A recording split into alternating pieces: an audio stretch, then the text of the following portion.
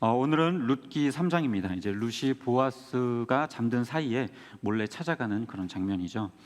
나오미는요, 이제 룻에게 이제 예쁘게 차려입고 보아스가 눕는 곳을 잘 보아두었다가 보아스가 잠들거든 그 발쪽 이불을 이렇게 들쳐서 거기에 누워라, 이렇게 이야기를 해주게 되죠. 그래서 룻은 나오미 말대로 그렇게 하였고, 보아스가 자다가 깜짝 놀란 거죠. 발쪽에 뭐가 걸리적거리니까. 그래서 누구냐 그랬더니 이 룻이 접니다, 이렇게 이야기를 하게 됩니다. 그래서 이제 보아스는 이제 그 사실을 알게 되고 자기가 친척으로서 책임질 사람이라는 걸 알고 그 사실을 이제 룻에게 이야기해주면서 내가 이 책임이 있기는 하지만 나보다 먼저 된 사람이 있으니까 그 사람에게 한번 먼저 물어보고 그 다음에 그 사람이 책임지지 않는다고 한다면 내가 책임지겠다, 이렇게 이야기를 하게 되죠. 그런데 한밤중에 이 여인이 자기 곁에 누워있는 것이 조심스러웠었던 이 보아스는 새벽에 몰래 사람들 다 잠들었을 때, 아무도 돌아다니지 않을 그때에 다시 돌아가거라, 이렇게 이야기를 하면서 빈손으로 돌아가지 말고 이 이삭을 받아가지고 가라 하면서 보리를 6번 이렇게 겉옷에 대어서 주게 됩니다. 그래서 룻은 이 사실을 나오미에게 알려주게 되고, 나오미는 보아스가 이 일을 어떻게 처리하게 될지 한번 지켜보자, 기다려보자, 이렇게 이야기를 합니다. 여기까지가 바로 3장의 내용이죠.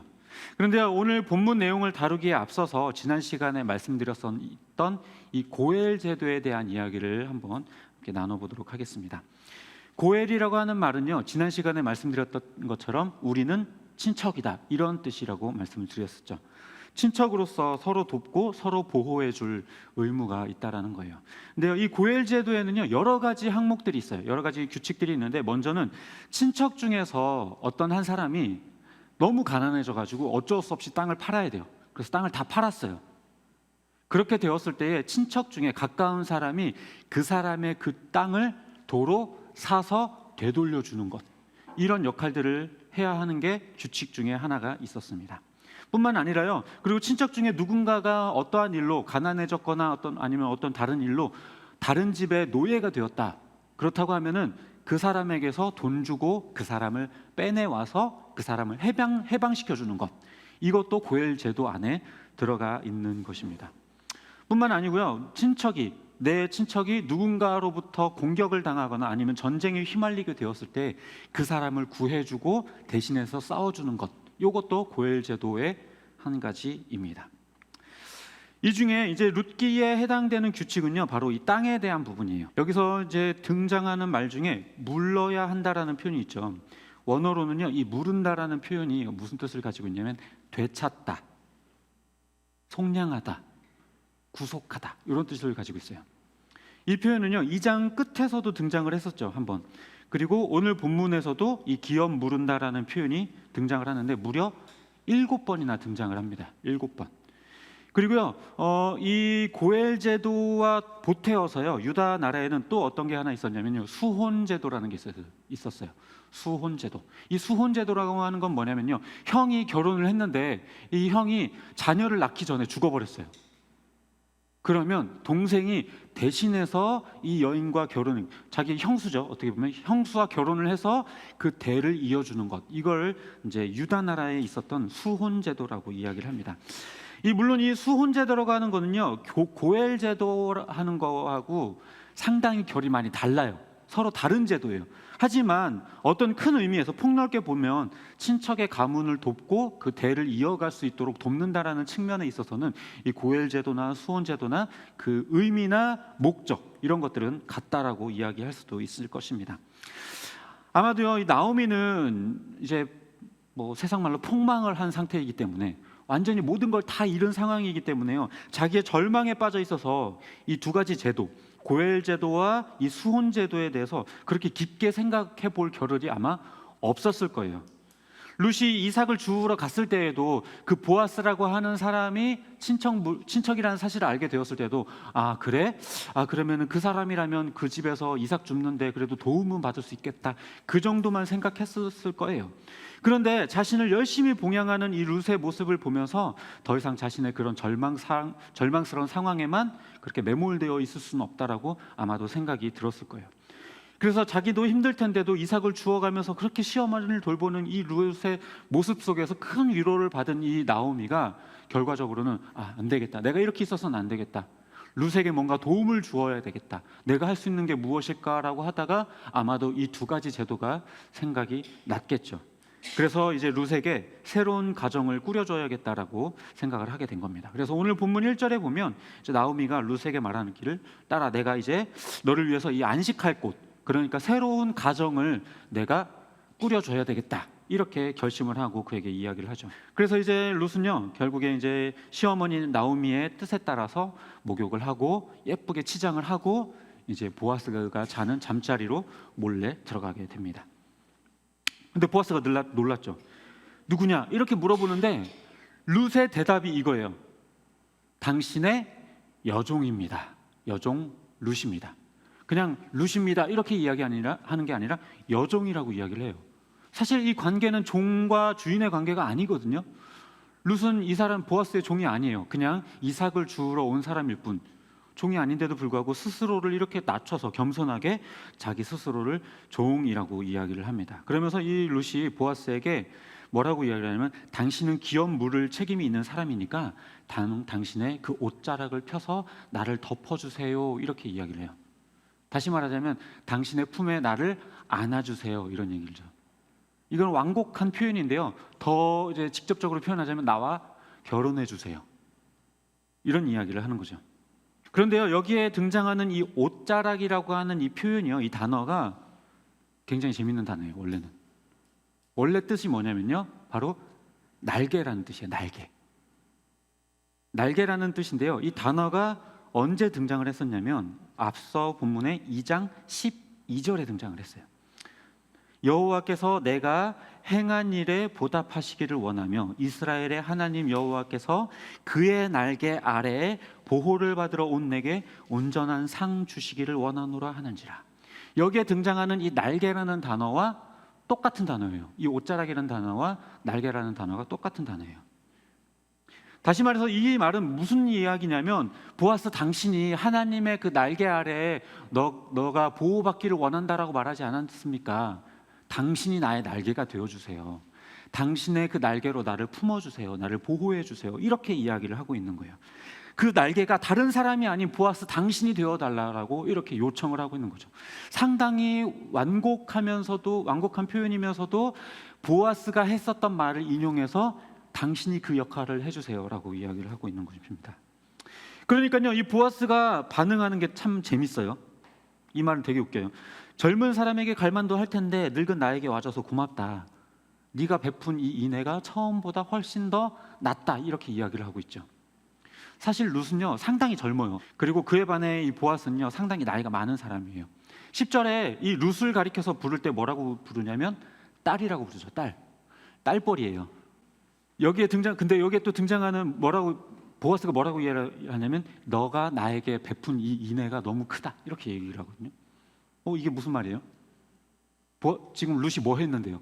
보아스에게 뭐 했어요? 그냥 자러 왔어요. 그냥 같이 자러 왔어요. 그거밖에 하는 게 없잖아요.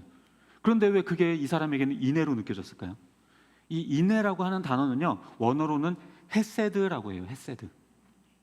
배려, 친절, 인애, 자비 이런 뜻을 가지고 있어요. 헤세드라고 하는 건. 사실 제가 이 1장부터요 이 단어가 등장을 했거든요. 헤세드라는 단어가. 그런데 오늘을 위해서 제가 아껴뒀어요. 일부러. 1장 8절에 보면요 이제 나오미가 두 며느리에게 말할 때에 우리 가족을 향한 너희의 사랑처럼 하나님께서 너희를 사랑해 주시길 바란다. 개역 개정판에는 선대라는 표현으로 등장을 하죠. 너희가 우리를 향해서 선대해 준 것처럼 하나님께서 너희를 향해서도 선대해 주기를 바란다. 이 선대라고 하는 단어가 바로 헤세드라고 하는 단어예요. 그런데요 이 배려와 친절의 모습은요 나오미를 향한 룻의 모습 속에서도 등장을 했죠. 1장에.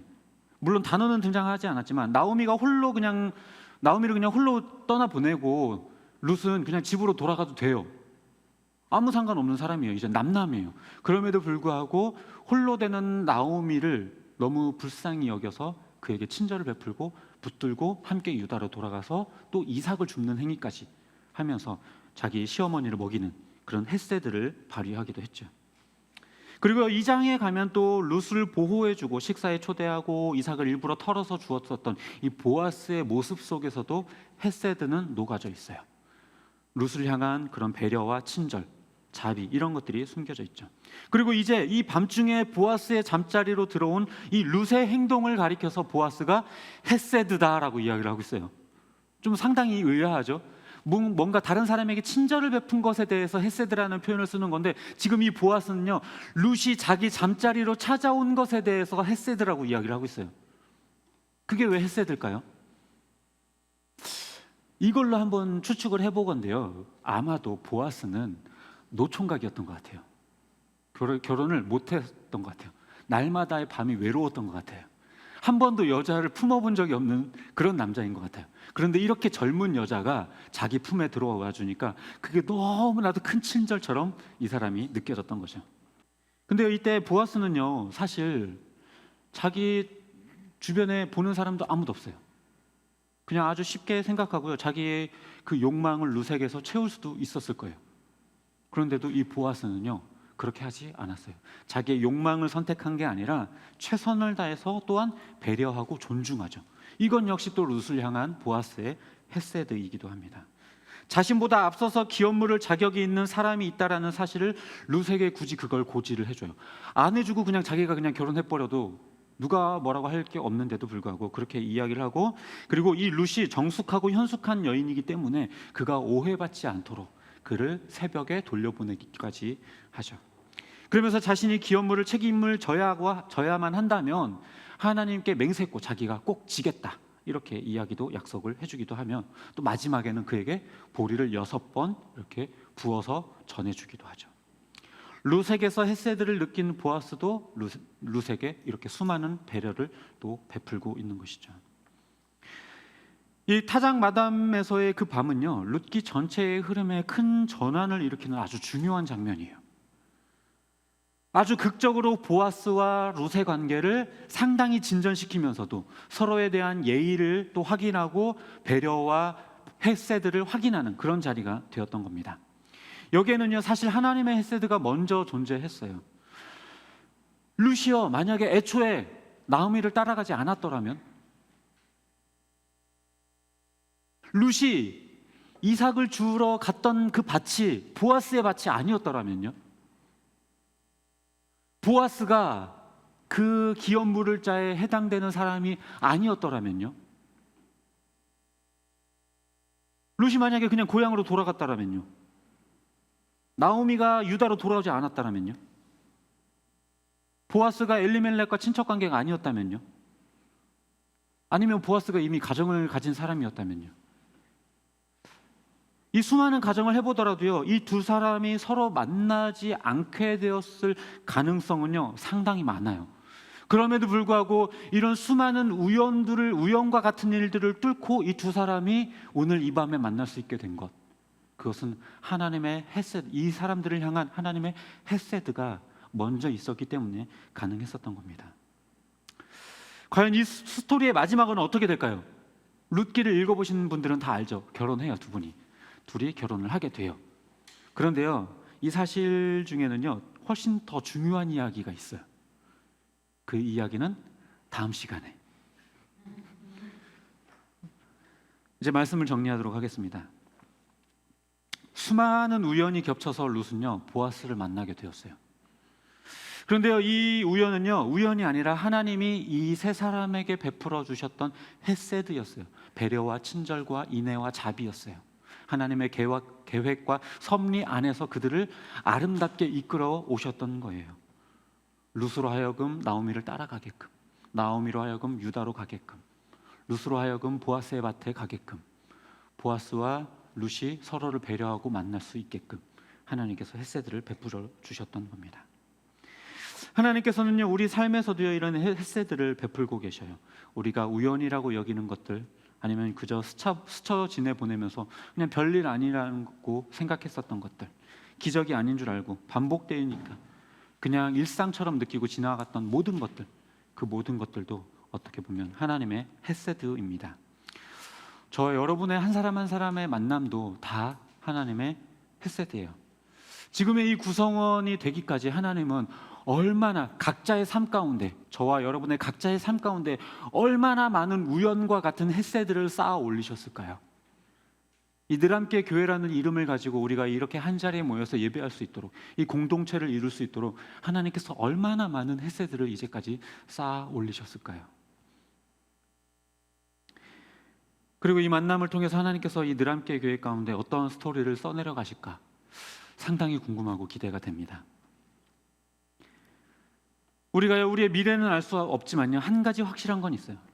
그건 뭐냐면요, 우리가 보아스처럼, 룻처럼, 나오미처럼 우리가 서로에게 햇새들을 베풀고 서로에게 고엘이 되어줘야 한다는 거예요. 하나님의 햇새들은 눈에 보이지 않게 우연이란 이름으로 다가왔지만요, 그것이 눈에 보일 수 있게 만드는 것, 그것은 바로 저와 여러분이 서로에게 베푸는 햇새들 안에 있습니다. 우리가 서로에게 햇새들을 베풀지 않는다면요, 하나님의 햇새들은 절대로 경험할 수 없게 돼요. 우리가 서로에게 햇새들을 베풀 때에 그 안에 하나님의 햇새들로 가득해질 수 있게 되는 것입니다.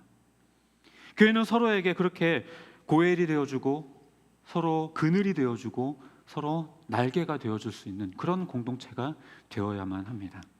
누군가에게만 일방적으로 하는 게 아니라 서로가 서로에게. 초대교회의 모습이 그러했죠. 서로 가진 것들을 나누고 함께 교제하고 떡을 떼며 기도하기를 힘썼죠. 서로의 것을 나누고 돌보면서 서로를 위해서 그렇게 기도했어요.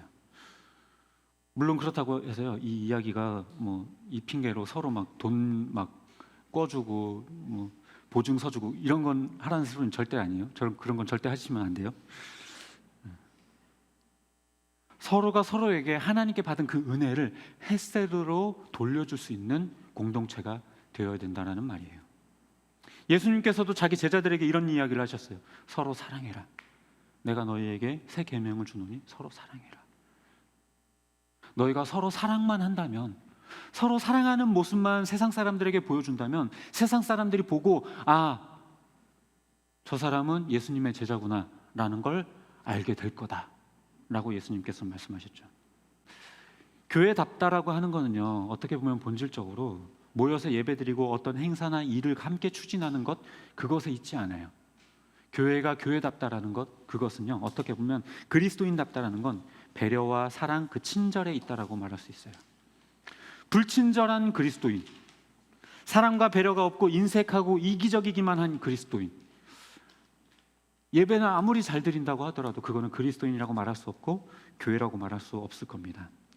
하나님의 햇새들을 자기 안에 담아내어서 그 다른 이들에게 그 햇새들을 전파해주고 전해줄 수 있는 사람, 그게 진짜 그리스도인이고 그게 진짜 교회인 것입니다.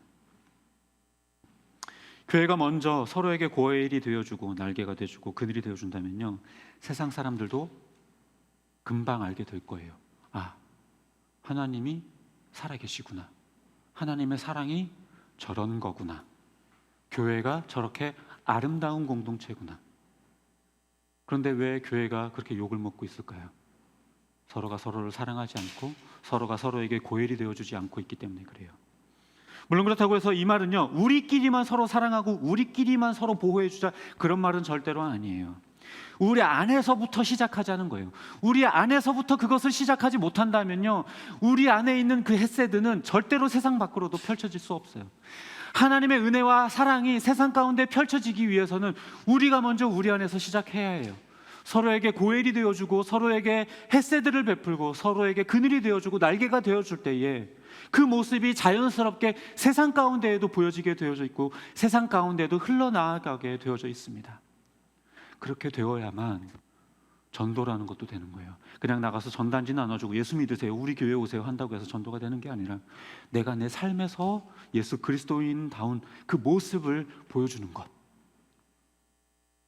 선을 베풀고 햇새들을 전해줄 줄 아는 삶, 그게 교회고 그게 그리스도인입니다. 바라기는 우리들의 삶이 햇새들을 전하고 누군가에게 고엘이 되어주며 날개와 그늘이 되어주는 그런 그리스도인이 되기를, 또 그런 교회가 되기를 주님의 이름으로 축복합니다.